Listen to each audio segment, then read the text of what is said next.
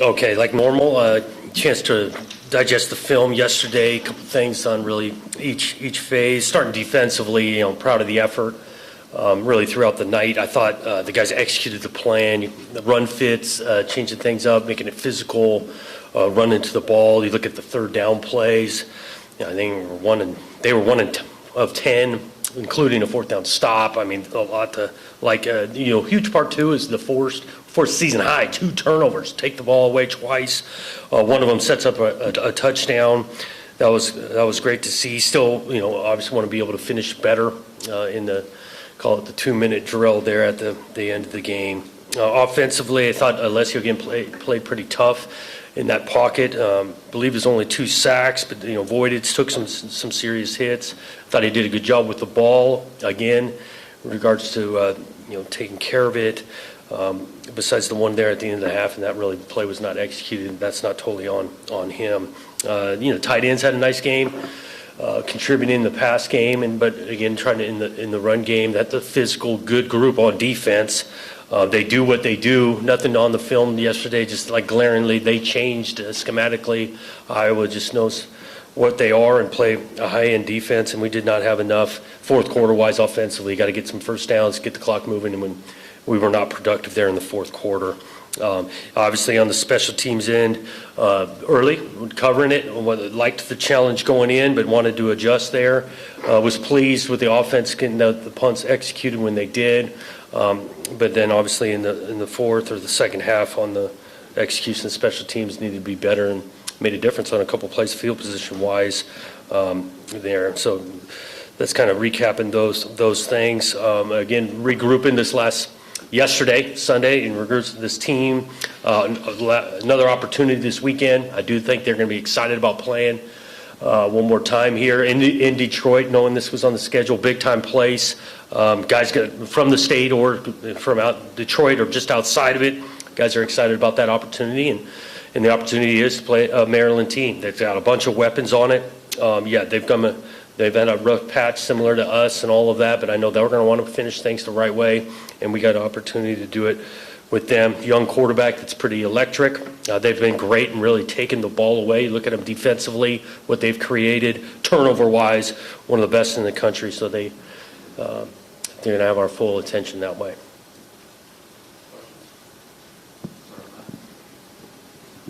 John, have you ever been to Ford Field before? No, I have not.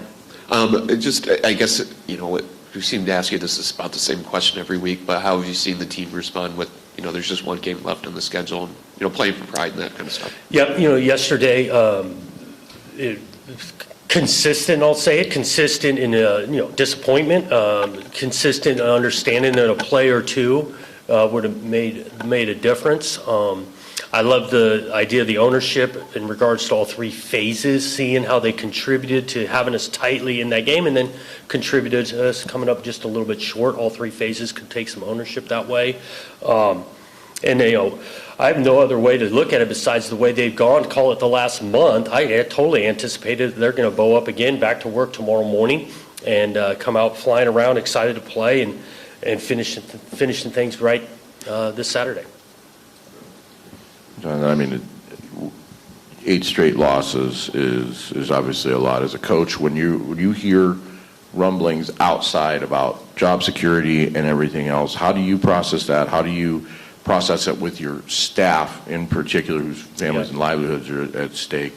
And what do you have in terms of response for the fan base that seems to be kind of backlashing? I think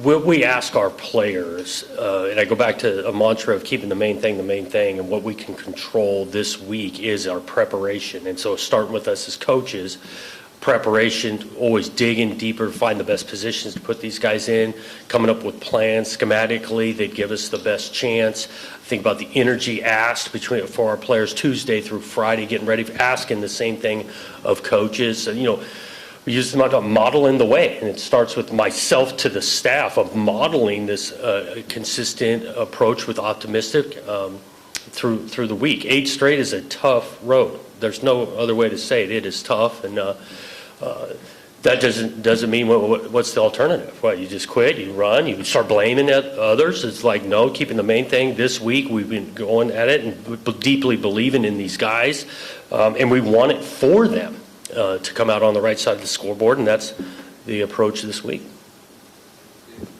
Jonathan, going off that, I guess, just how confident are you that you and the staff will be back in this position next year?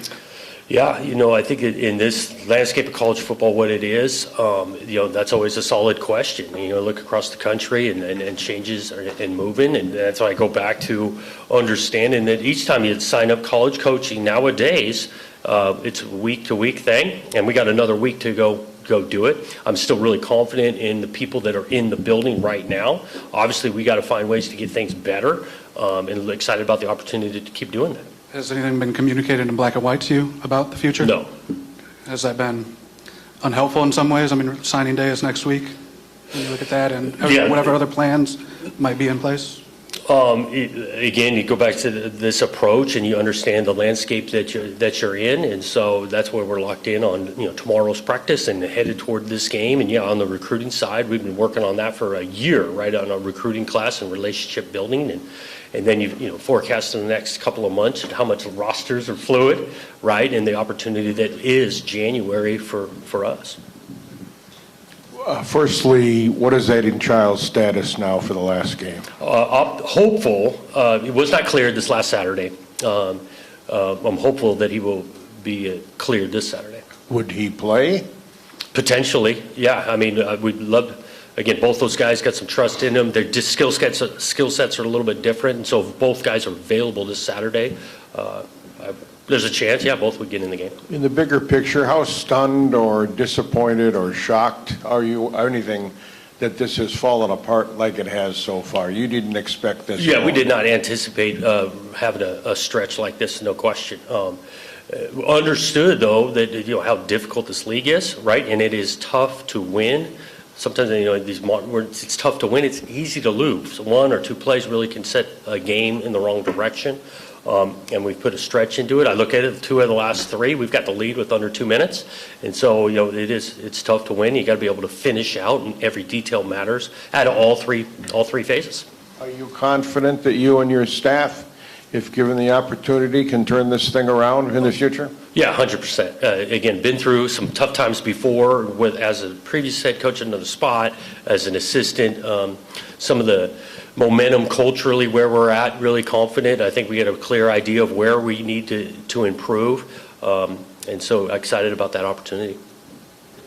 I'm wondering, you're now basically through 2 years here. What have you found about I don't want to say the difficulties, but maybe some of the challenges of the Michigan State job, and what you've kind of seen from the fan base? Because obviously their passion for the situation has kind of been bubbling a little bit, but I'm wondering what you see about that's different maybe from other places you've been.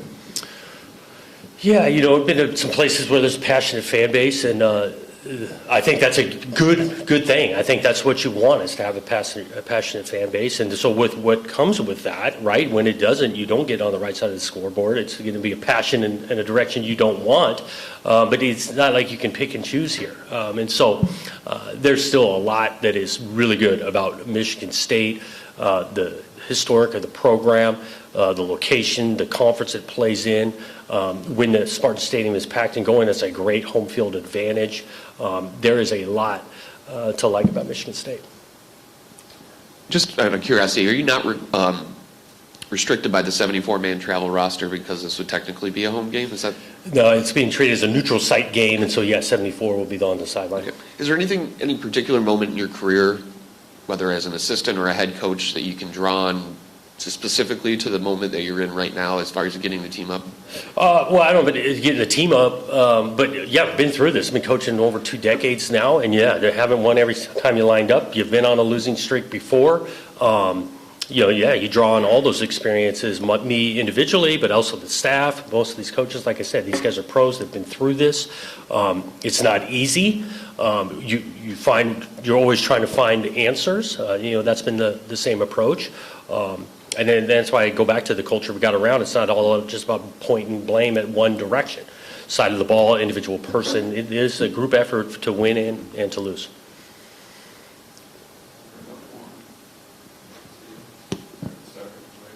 Kind of on the flip side of that, when you've lost 8 in a row and you see all the work that goes in this, I think this is a team that's been playing hard and coming back each week and giving their best. How gratifying and satisfying would it be to get that moment in the locker room at the end of the season after a win? Because I know the fans will probably, not a bowl game, but like internally, I would have to think that could mean a ton and just the good feeling. Yeah, without question. Winning, that's what we sign up to do, is to win ultimately. And so, yeah, for it to be very gratifying for all the work that this group has put in. I think about that, those players in the locker room. Yeah, you want them to come out on the right side because they deserve, in a lot of ways, the effort they put in. Now we got to get executed for 60 minutes to earn that. But yes, going out on a win would be huge for the guys. Just wondering where you guys have sort of pinpointed some things on special teams when you look at some of the returns there, but a couple have been blocked lately. I'm just wondering, different games, different things, where sort of your review is at there in terms of trying to tighten, because in the first month of the season it was a super clean operation. It was sort of a strength for you guys, and at different times it hasn't been lately. Yeah, I think there's multiple facets to it. One, we're getting on tape, right? People recognize what we were doing and then challenging that. A couple of injuries here or there. We've mixed some guys in. We need to execute it better. Sometimes it comes down to the athletes out there. This last week, it's a good player.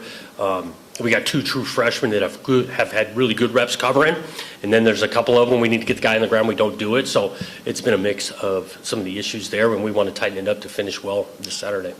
Also curious what you've been hearing and seeing from Nick. It just sort of seems like he's been a little out of sorts lately, not just the production, but he has a drop. He's put the ball on the ground a couple of times. Is he fully healthy? Is he fully engaged? And sort of what are your conversations or observations with him? My observation, this means a lot to him. I think he is playing really hard, maybe pressing to an extent. We haven't talked deeply on that in any way, but I just know he's deeply passionate about this thing. He wants to make a difference in the game. And I think on a couple of snaps over the last few weeks, that might have held him back a little bit. Over here. So you've been here just about 2 calendar years, and it's come up earlier this year, like how the clock is kind of sped up in this era of college football. Like when it's this uncertain 2 years in, do you really think that's kind of like a reasonable timeline for you to be in to turn around a program so quickly? Yeah, reasonable timeline, this and that. Yes, it's sped up the landscape, understanding the competitiveness. There's a financial component to this, understanding that. I know that, establishing a deep culture and going about things, that doesn't happen in a microwave. At the same time, we cannot put this thing in a slow cook, take forever mentality, 6-7 hours versus 30 seconds in a microwave. And so I say it that way just to understand the landscape we're in, but I do think there's some steps in building that are really important for a foundational culture, and we've been doing that approach. So I go back to this season where we're at.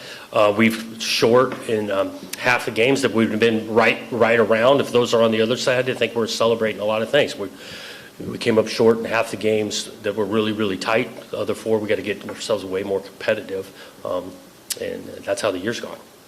Jonathan, you mentioned the financial component. We've seen, obviously, you're not the only coach who's facing criticism in the country, but we've seen others, including Mike Loxley. I think he's year 8. They've lost 7 straight, and he's coming back when the announcement, significant investment in the roster. Just what you think of that direction they're taking as opposed to, some of the others. Yeah, obviously really locked in on those guys this week, and so I can't speak deeply on knowing their exact situation. I do know that guy's a good football coach. Just looking at the tape, the schemes they're running, proficient offense year in and year out. Looking at them defensively, what they've created, but I can't speak deeply to their kind of all aspects of their situation. Besides, I got a lot of respect for a guy who's been in this league for a long time and does a lot of good things.